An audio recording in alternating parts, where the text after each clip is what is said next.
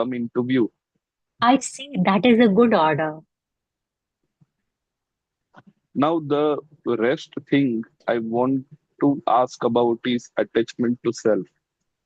You are saying that one has to stop being attached to the I and make the switch to concern for others. I'm sure it is Sure. exactly as you say, concern for others is important. I agree. But no matter what we worry about ourselves, we look at ourselves all the time. Have you thought about why we worry about ourselves? I have. If I were a narcissist, for example, if I were in love with myself and constantly fascinated with myself, maybe that would simplify things. Because your instruction, have more concern for others, is a perfectly sound one. But I'm not self-loving narcissist. I'm self-loathing realist. I hate who I am. And that's exactly why I look at myself all the time. I don't have confidence in myself, and that's why I am excessively self-conscious. At what time do you feel that you are excessively self-conscious? Well, at meetings, for example, I have a hard time raising my hand and making myself heard. I think needless things like if I ask this question, they will probably laugh at me. Or if the point I want to make is irrelevant, I will get ridiculed, and so on. And I just come up. Truthfully, I falter even when it comes to telling silly jokes in front of people. Every time my self consciousness kicks in and puts the brakes on. And it's as if I have been straitjacketed. My self consciousness won't allow me to behave in an innocent way. But I don't even have to ask for your answer. I'm sure it will be the same as always. Have courage. But such words are of no use to me because this isn't just a matter of courage. I see. Last time I gave an overview of community feeling. Today we will dig deeper. And well where will that take us? We will probably arrive at the question, what is happiness? Oh, so happiness lies beyond community feeling. There is no need to rush the answers. What we need is dialogue. All right, then so let's get started. Not self-armation, self-acceptance. First of all, let's look at what you were just saying about your self-consciousness, putting the brakes on and not letting you behave in an innocent way. There are probably many people who experience this trouble. So let us go back to the source again and think about your goal. What could you be trying to gain by putting the brakes on your own innocent behavior? It's the genuine desire to not be laughed at, to not be thought of as a fool. So, in the other words, you do not have condensed in your innocent self, in yourself just as you are, right? And you stay away from the kind of interpersonal relationship in which you would just be yourself. But I'll bet that when you are home alone, you sing out loud and dance to music and speak in a lively voice. Ah, it's almost like you have set up a surveillance camera in my room. But yes, it's true. I can behave freely when I'm alone. Anyone can behave like a king when they are alone. So, this is an issue that should be considered in the context of interpersonal relations because it is not that you don't have an innocent self. It is only that you can't do such things in front of others. Well, what should I do then?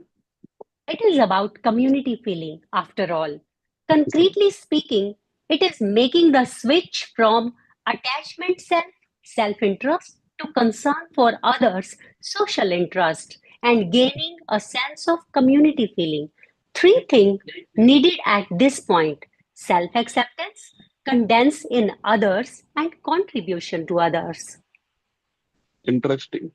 New keywords I see. What do they refer to? Let us start with self acceptance. On our first night, Sorry, 1 second. Yeah, go ahead. Yeah. okay, let's start with self acceptance. On our first night, I brought up that statement of Adler's: the important thing is not what one is born with, but what use one makes of that equipment. Do you remember this? Yes, of course. We cannot discard the receptacle that the eye, and neither can we replace it. The important thing, however, is what use one makes of that equipment. One changes one's way of looking at the eye. That is to say, one changes how one uses it. Does that mean does that mean be more positive and have a strong sense of self-affirmation? Think about everything more positively. There is no need to go out of one's way to be positive and arm oneself. It is not self-armation that we are concerned with, but self-acceptance. Not self-affirmation, but self-acceptance. That's right. There is a clear difference. I think many mistakes are there in the spelling. Self-affirmation is making suggestions to oneself, such as I can do it or I am strong. Even when something is simply beyond one's ability, it is a notion that can bring about a superiority complex and may even be termed a way of living in which one lies to oneself. With self acceptance, on the other hand, if one cannot do something, one is simply accepting one's incapable self as is and moving forward so that one can do whatever one can. It is not a way of lying to oneself. To put it more simply, say you have got a score of 60%, but you tell yourself, I just happened to get unlucky this time around, and the real me is 100%. That is self affirmation. By contrast, if one accepts oneself as one is, as 60%, and thinks to oneself, how should I go about getting closer to 100%? That is self acceptance. So even if you are only 60%, there is no need to be pessimistic. Of course not. No one is perfect.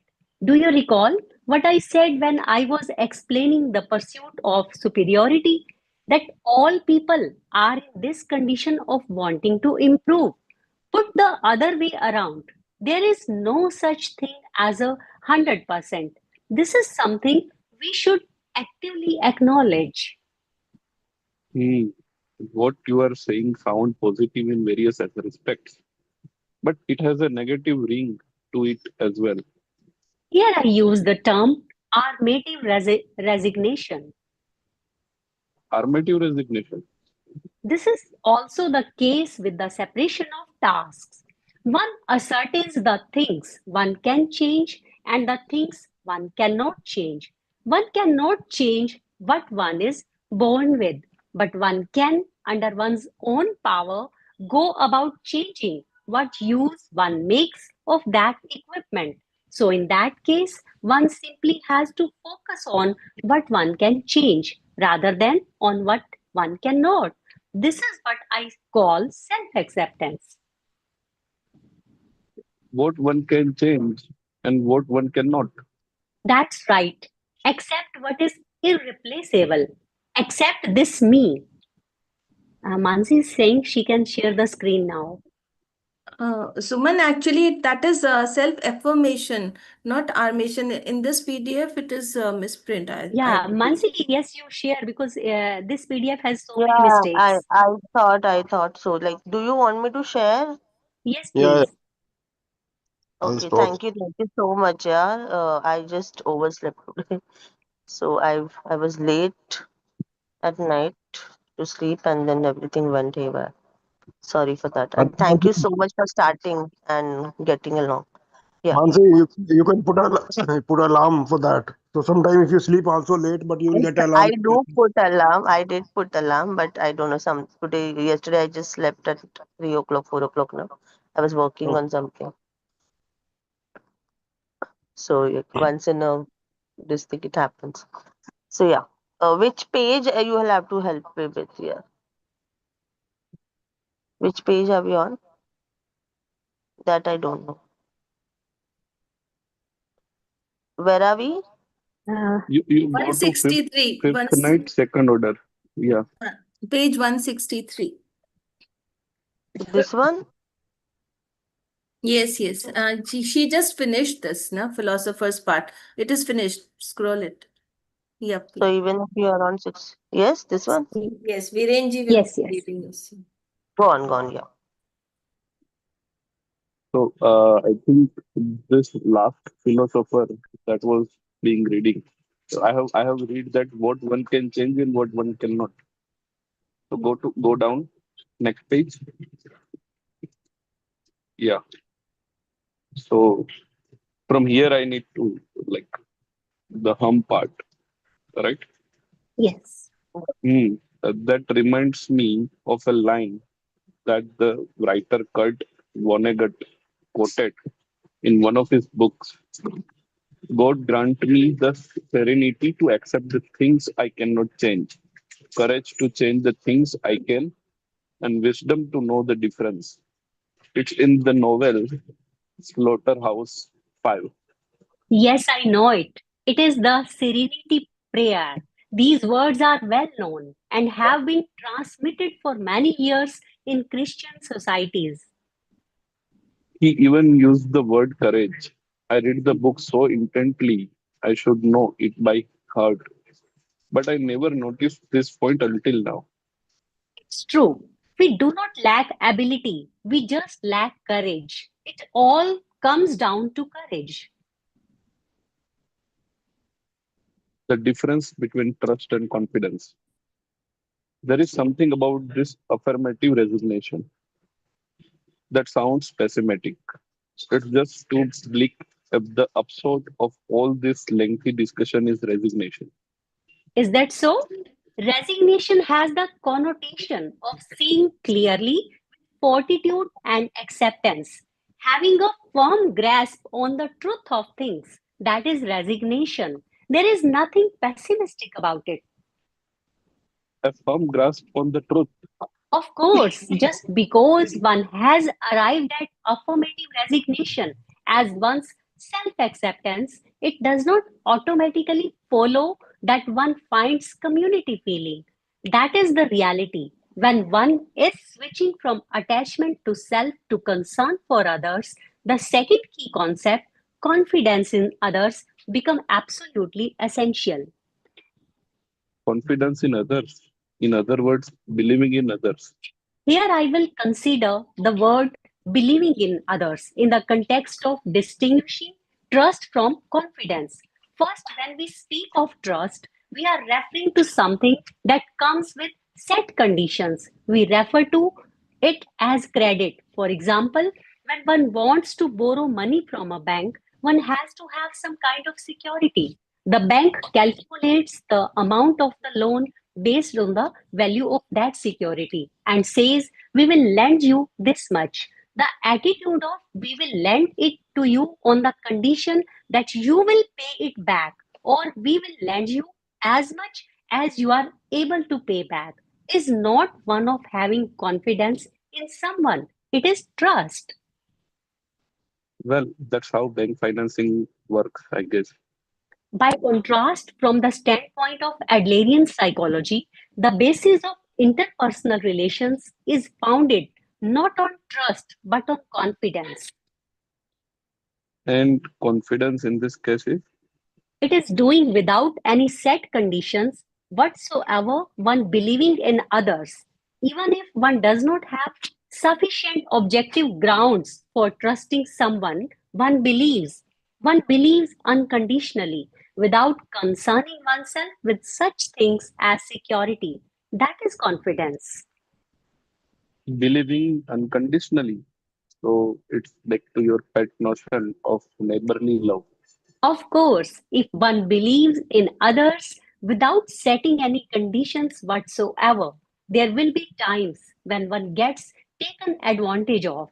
Just like the guarantor of a debt, there are times when one may suffer damages. The attitude of continuing to believe in someone, even in such instances, is what we call confidence. Only a knave Dembit would do such a thing. I guess you hold with the doctrine of innate human goodness, while I hold with the doctrine of innate human evilness. Believe unconditionally in complete strangers, and you will just be used and abused. There are also times when someone deceives you and you get used that way. But look at it from the standpoint of someone who has been taken advantage of. There are people who will continue to believe in you unconditionally, even if you are the one who has taken advantage of them. People who will have confidence in you no matter how they are treated. Would you be able to betray such a person again and again? No, well, it would be. I'm sure it would be quite difficult for you to do such a thing.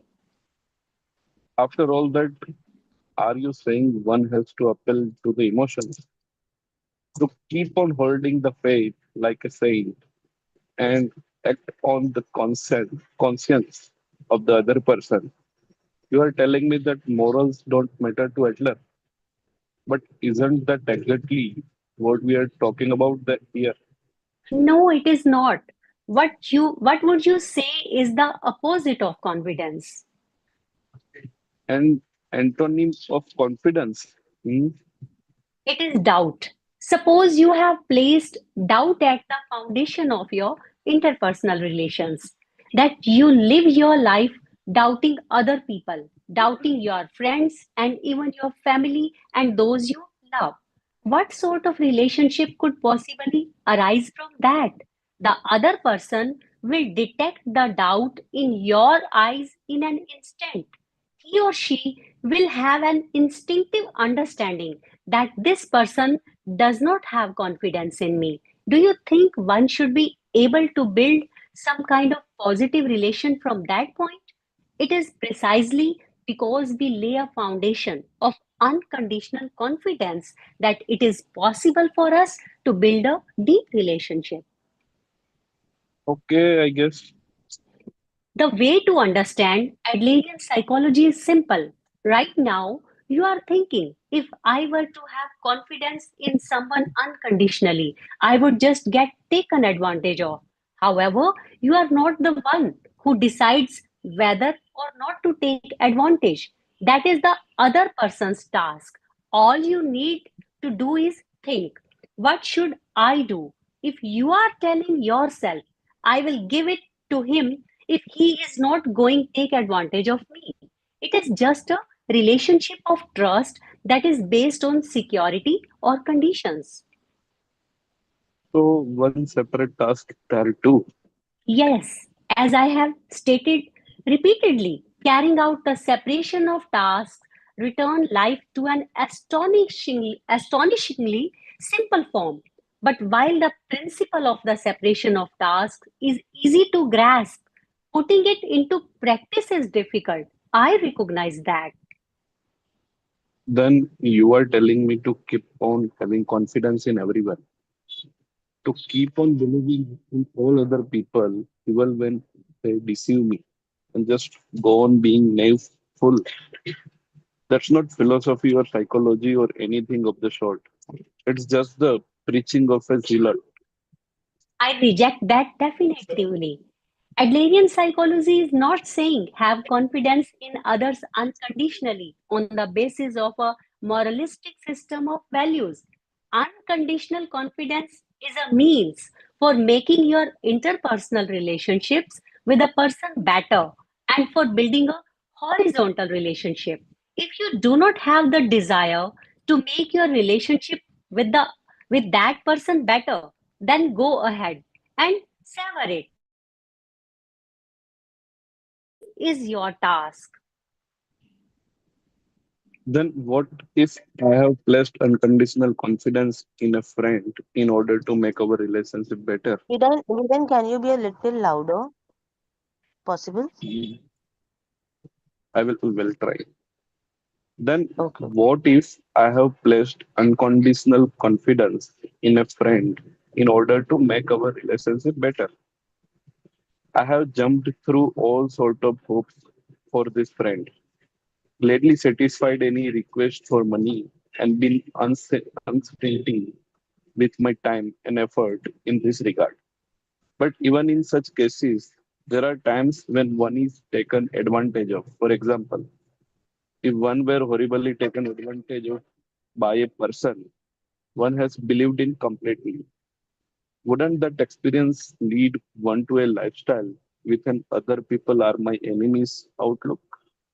It seems that you have not yet gained an understanding of the goal of confidence. Suppose, for example, that you are in a love relationship, but you are having doubts about your partner, and you think to yourself, I'll bet she is cheating on me. And you start making desperate efforts in search of evidence to prove that. What do you think would happen as a result? Well, I guess that would depend on the situation. No, in every instance, you would find an abundance of evidence that she has been cheating on you. Wait, why is that? Your partner's casual remarks, her tone when talking to someone on the phone, the time when you can't reach her, as long as you are looking with doubt in your eyes, everything around you will appear to be evidence that she is cheating on you, even if she is not. Hmm. Right now, you are only concerned about the times you were taken advantage of and nothing else. You focus only on the pain from the wounds you sustained on such occasions. But if you are afraid to have confidence in others, in the long run, you will not be able to build deep relationships with anyone. Well, I see what we are getting at. The main objective, which is to build deep relationships. But still, being taken advantage of is scary. And that's the reality, isn't it? If it is a shallow relationship, when it falls apart, the pain will be slight, and the joy that relationship brings each day will also be light. It is precisely because one can gain the courage to enter into deeper relationship by having confidence in others that the joy of one's interpersonal relations can grow, and one's joy in life can grow too. No, that's not what I was talking about. You are changing the subject again. The courage to overcome the fear of being taken advantage of. Where does it come from? It comes from self acceptance. If one can simply accept oneself as one is and ascertain what one can do and what one cannot, one becomes able to understand that taking advantage is other person's task and getting to the core of confidence in others becomes less difficult. You are saying that taking advantage of someone is other person's task and one can't do anything about it. That I should be resigned in an affirmative way. Your arguments always ignore our emotions. What does one do about all the anger and sadness one feels when one is taken advantage of? When one is sad, one should be sad to one's heart content. It is precisely when one tries to escape the pain and sadness that one gets stuck and ceases to be able to build deep relationships with anyone. Think about it this way: we can believe and we can doubt, but we are aspiring to see others as our comrades. To believe or to doubt, the choice should be clear. Yeah, anyone can take from here. Anyone who would like to read Viren's part, youth part? Suman, you want to continue or you also want to stop? Yes, if anybody wants, please. Yeah, okay. So who would like to read next?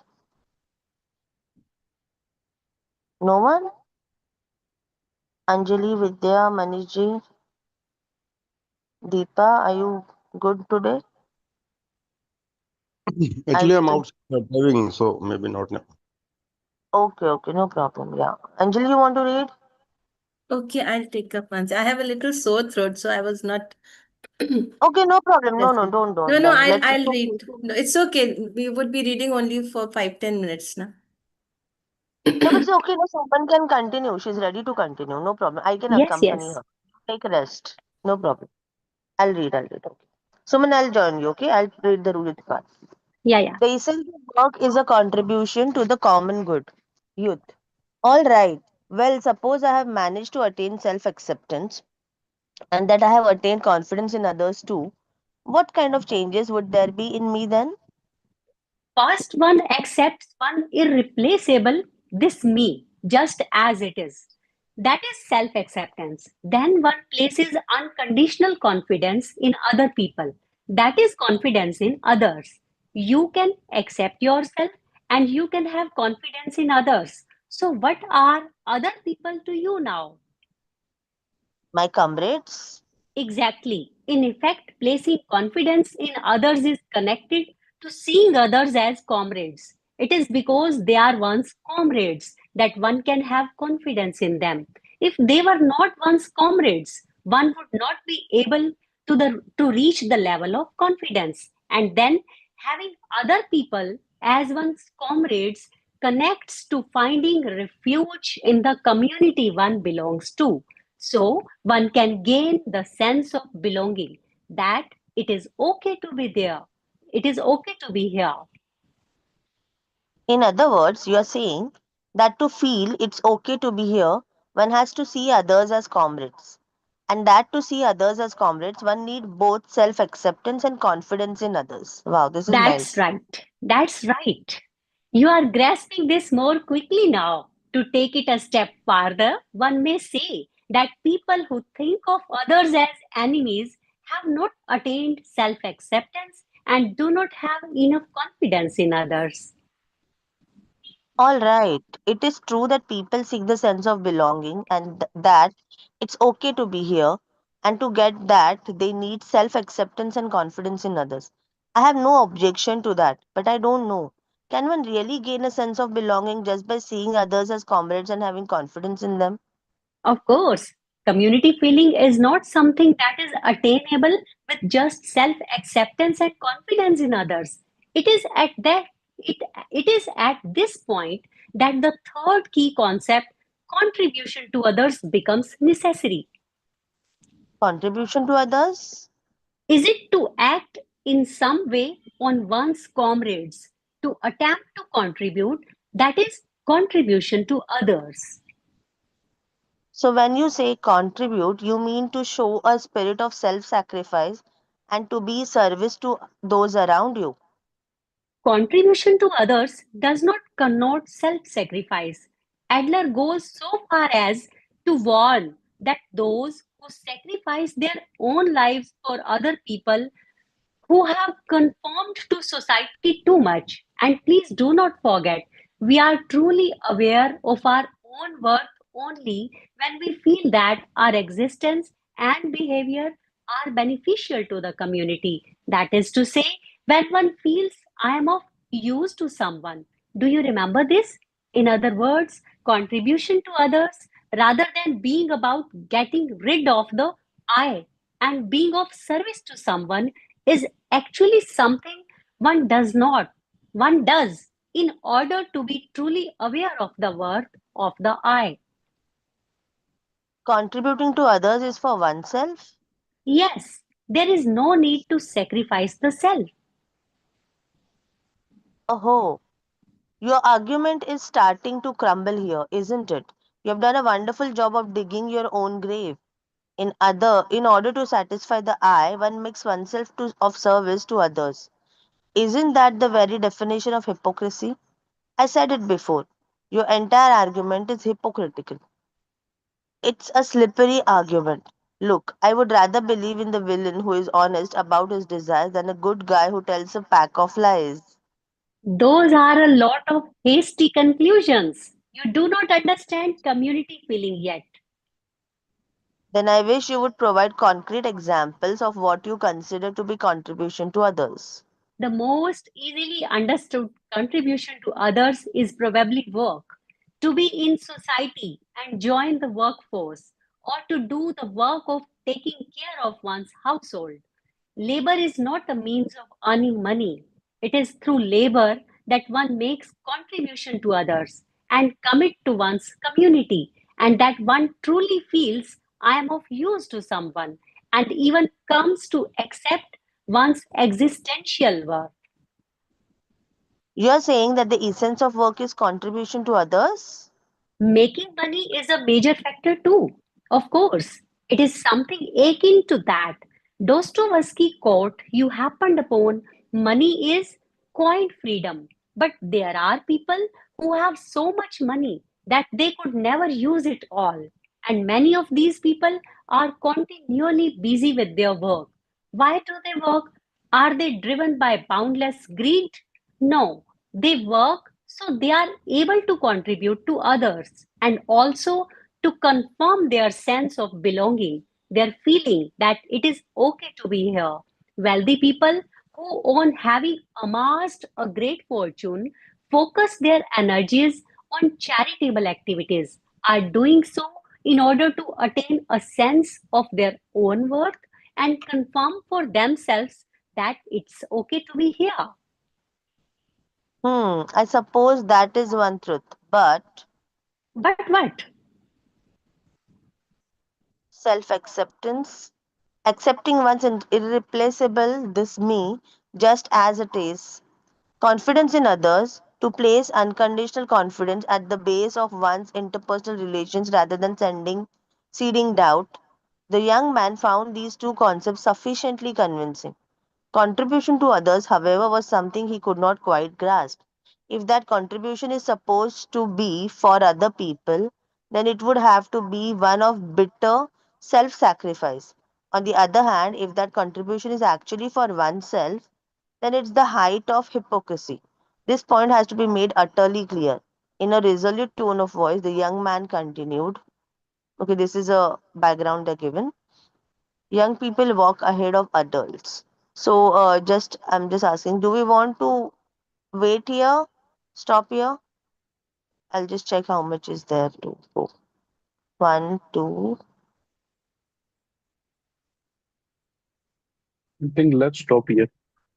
Yeah, let's stop here. I'll just check how many topics to go. Three, four, five, six, seven. Okay, there are a lot more. Eight, nine.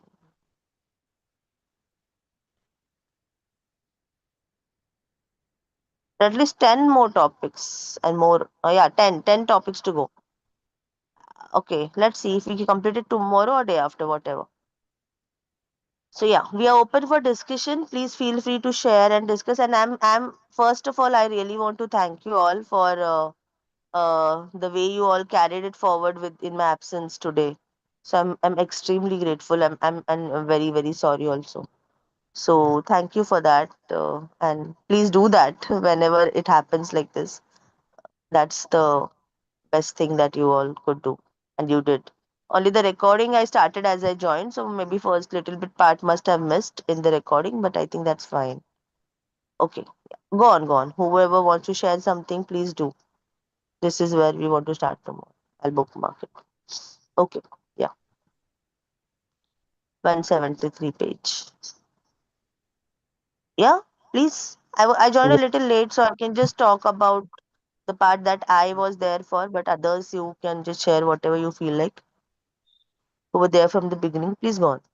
Yeah, so I will share first. So first of all, Mansi, want to tell you like we can accept your thank you, but we cannot accept your sorry, right? Yeah, very true. That's true. So the part I need to share is like to have a confidence in others, and this very relate to me being in the corporate life. The delegation part is playing something impactful role for me because sometimes as a superior or as a like as a at a higher position, people believe that their subordinate is not capable of what they are capable of. So whenever there is a task, they need to delegate. So superiors believe that he is the only person who can make this task very gratefully. No any other person in the organization available to do this task better than him. And that's where we need the confidence in others. So how the delegation works. We have this confidence in others so that we can give him chance to nurture his skill, and in the meantime we can like it's a separation of task also, so we can free space in our calendar. In the same way we can build some more capability so that we can also get more insight and we can get more new skills to move upwards in the ladder. So that's what I was thinking is a good impactful for. Yeah, very true, very true. And I feel it's not just in workplace. I feel also I've seen like it's not always in families. Also, like people really confide in each other. Not everywhere. Like it's better from the outside world, but yes, I feel sometimes people lack confidence even in their kids, or I've seen many parents, in fact, who lack confidence in their kids, and that's why they're always insecure or they are always uncertain about some things. And then even the kids have to struggle because of that lack of confidence. So even I loved that part. I was fortunately there for that. So the trust and confidence, that difference that they highlighted, it was mind blowing. So yeah, thank you for bringing that up, Viren. Anyone else? Any other point or similar point, same point, any elaboration, anything addition you want to share?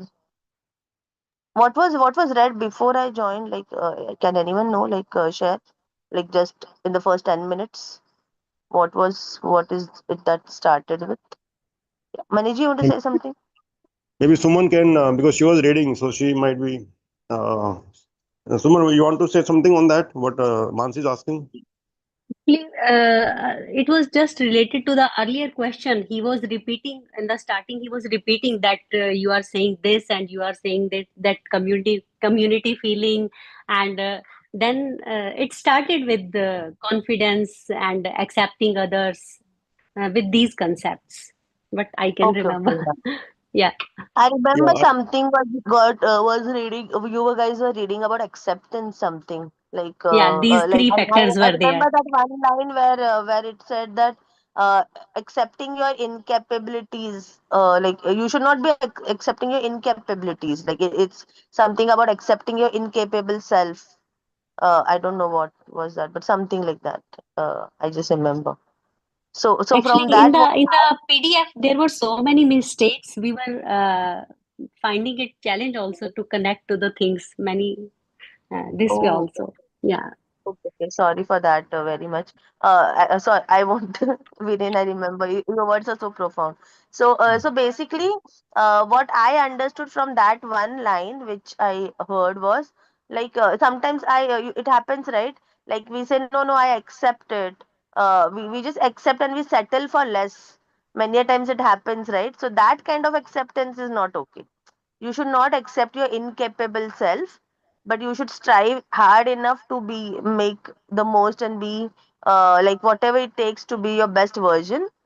And I think acceptance should be in the context of maybe accepting the external situations or something that is out of your control as such is what I just thought of reading of that line as such. So yeah, but yeah. yeah, anyone can add, please, like whatever else from the reading today. And you see, the main crux of this conversation is between the youth and the philosopher was that you don't have to depend on external validation.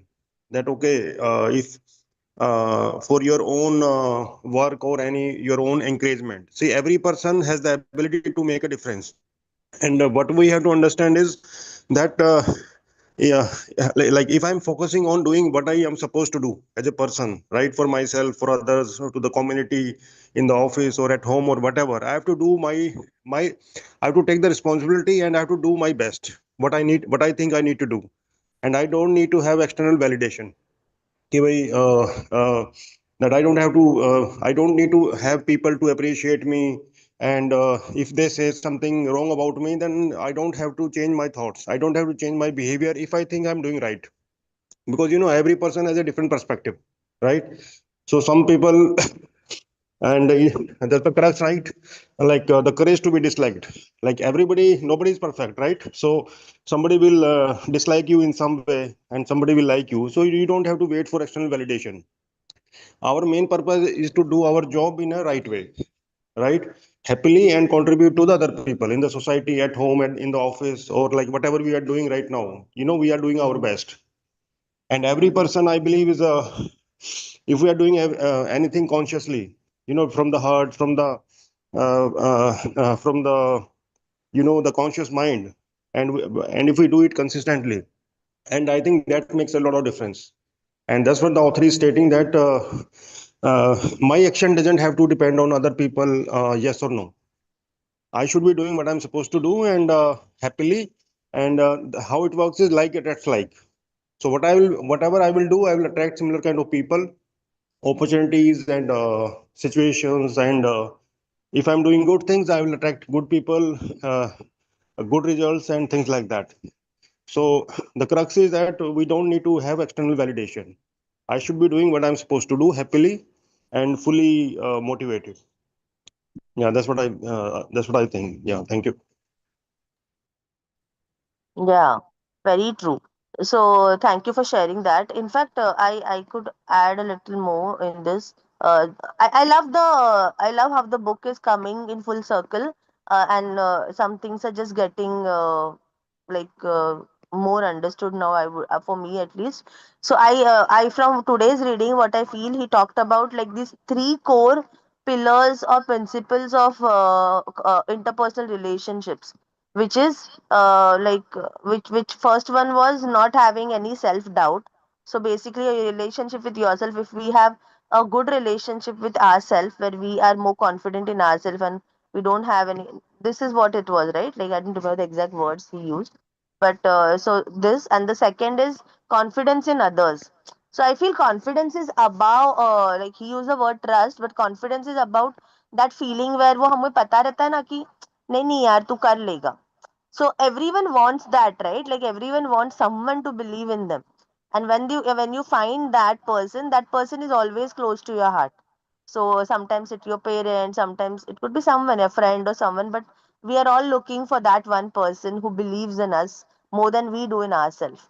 So and that is very important because sometimes when our beliefs are shaky, we need that person by our side.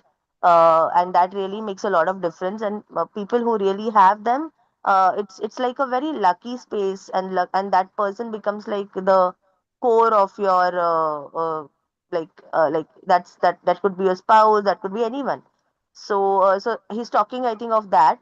And the third is about contribution, and I love the part of contribution also where he shared that for self, right? He said like it's for self, and then now I think he will cover it further, we will also understand better. But I just remembered something which I'd heard a long time back. So it was a podcast which just stuck with me. I don't even know the source, remember the source right now, but I remember where this guy he was talking about when we give, we are actually receiving something. That something could be different for different people, but we are never giving. He was talking that we are never giving like just for the sake of giving. We are giving, we are because we are actually receiving something. So just to explain, he explained that, like for example, um, when a mother is giving love, unconditional love to the child, we say it is unconditional. You don't have, but she's receiving that that validation, that acceptance, that feeling of uh, belonging. So she's receiving that. When someone gives something in charity, obviously they are receiving some recognition sometimes. Like many a times people do charity and do the giving work. That is a different intention altogether. But in general, they are talking about when you give, like when you give, when we even we give something to our loved ones, we receive love in return. So it's not like really, if we stop looking at it as a completely selfless task, and we should also reflect upon the whole podcast was talking about, do reflect upon what do you really need, for which you are giving or for which you want to give. Sometimes there are hidden things which we are seeking for, and that is why we want to give. For example, someone might just uh, do some things for their friends because they're seeking validation, and they want them to be by their side or something like that. So we are always seeking something, or we are receiving something which is far bigger than the cost that the giving cost you, was the essence of the podcast. So if we just reflect upon it and do some inner work, we understand, is our giving really selfless, or what is it that we really are achieving out of this giving that makes you motivated to give enough. So that was very different perspective than normally what we understand about giving. So that is what just I just remembered it. Maybe the talk author also is covering something, I don't know, similar. We'll get to know tomorrow when we read more about contribution. But I could connect with this part about contribution, that it's if you think it's for others, you should also understand it is also for yourself, like, or it is for yourself. Something is said, right? That yeah. Anyone else? I'm just talking. I just Yeah, talked Yeah, a this lot. is here to Mansi. add to it, Hmm. he was in the community feeling. He was saying some people they earn for labor, but the wealthy people they want to feel the worth of giving charity. Something that sort was their sentence, I think. That they want to feel the worth of community feeling by giving charities. They have enough; they need not earn. Yes, yes, it's very true. Like when people go on the higher and higher ladders of status and things like that, I feel people give because they have more than enough. And I've seen people, like when they give, they want to put their names, right? These politicians, even there are people in my native place and all. When they give something, they want to have their names written. So in this context, if we relate to what I was sharing, the giving is for recognition, so that they know, people know that this is a big person. So many people give for that also. So there are many ways why you give. Sometimes you give because you feel that fulfillment of giving. So again, you're receiving that, right? You're receiving that uh, satisfaction or whatever. So yeah. Yes. So yeah, anything, anyone? So I don't know if I derailed from the reading, The point, but the Mansi, what I want to add is, see, this is how the law of attraction works, right? Whatever we are putting into the universe, helping the society, helping others, helping ourselves, and like we show people not by words, by actions. That's how law of attraction works. So when you do all those things, we happen to change people. We happen to change the society, the way that we want and the way it is right with our actions, because people will not listen to your best advice, but they will listen to your day-to-day actions actually. And when they feel that you are doing yeah, very noble task, then people will appreciate you like anything, and they will help you also in so many different ways. People, so in this society, people want good leaders, who can lead by actions, not by words. So I think it's all makes a difference. yeah, I agree. I agree. Actions speak louder than words, they say, right? Yeah, it's very true. Because many people, many a times I've seen like this one thing, that most of us find it very difficult to be congruent with our actions. And as they say, your thoughts, your actions, when your thoughts, your actions, and your thoughts and your words and your actions, when they really align together well, and you're congruent with them, that's where the magic starts happening. You start manifesting things and everything happens. Like, otherwise, many a times we are not in power because our thoughts and actions are not congruent. Thoughts, actions, and words are not congruent with one another. We say something, then when it comes to doing, we do something else, and then we give excuses about it. So one thing for myself that I personally uh, I'm more like conscious of. It's not like I won't say that I'm very much up to it, but I think over the years I have reached at least 90%. But I feel it's this congruency is what I'm seeking in myself. That's like my somewhere like a subtle goal that I'm working towards. And I feel it makes a lot of difference in your own confidence in yourself, as well as the trust building that we have with others and all of that. So, and that makes a lot of difference, and it's very very difficult actually. It's not that easy because you have to be very very alert and careful about what you said, and if you said, you just do it come what may, otherwise you just talk very carefully. So I had this mentor, like I had one of this when I was working in one of a big I was working with Crisil, an MNC, if anyone knows about it. So when I was working with there, I had this one boss who said this always. It was her line where she says, don't over promise and under deliver. She always kept repeating that to the staff, to all of us. So she used to say that don't under promise and over, so don't over promise and under deliver, but rather you under promise and over deliver. So so that has stayed with me. I don't know if I really do that like to the T, but I try my best to remember and follow through. So and it makes a lot of difference. Even if you see there are big brands or any person who's a anyone whom we look up to, I think he has this subtle quality in himself or herself, or a brand that we trust in. They have that. That's how they make a difference. So yeah. Anything else anyone wants to add? Also, one more request. I joined late today, right? So, because of that, maybe I'm getting incomplete summary of the reading. So, if someone can just take the summary of the reading part and just share it with me, that would be a great help. Uh, and then I can just make sure that which whatever I'm missing, I'll just add that those points and then share. If that's possible, anyone can do that. Summarize, just type the prompt in the AI, summarize the reading for today, that's it.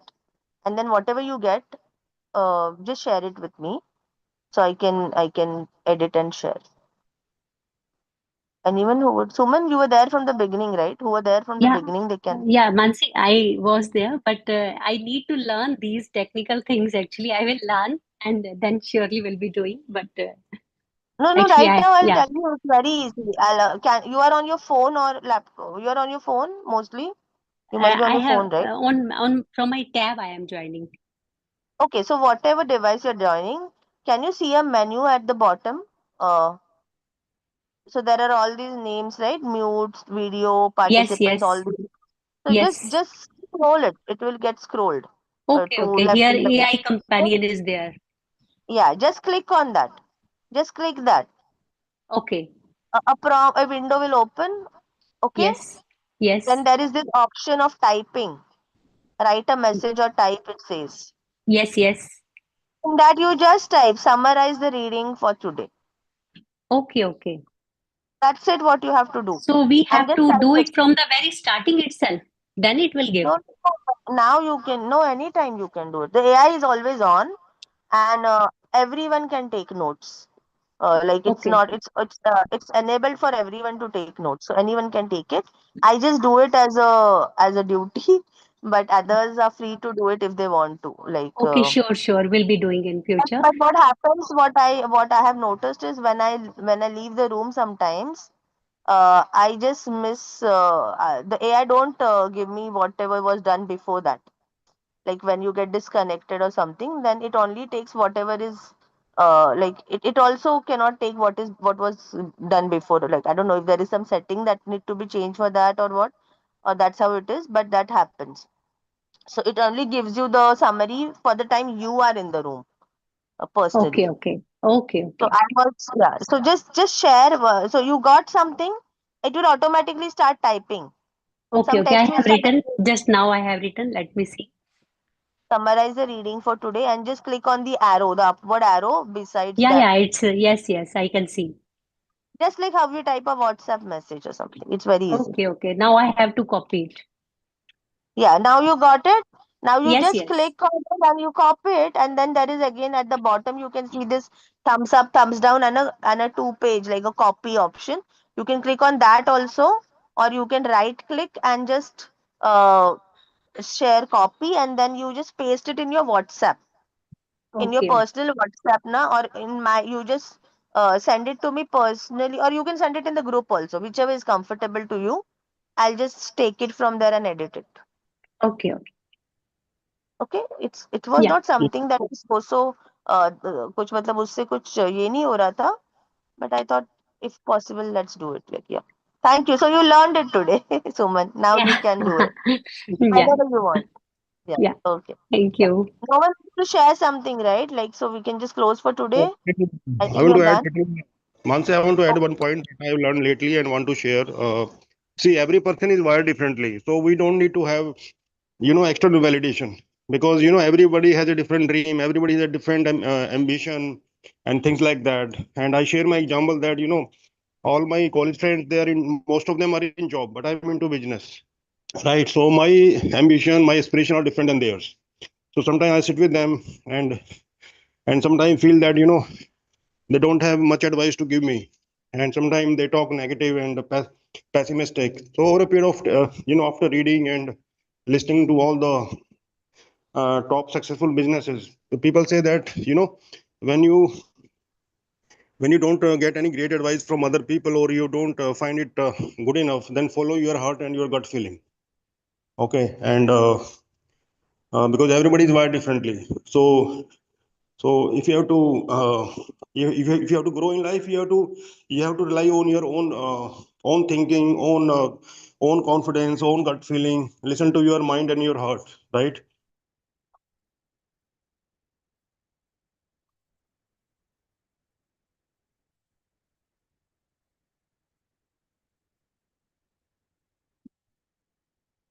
Sorry, I was speaking on mute. So yeah, very true. I said I do agree.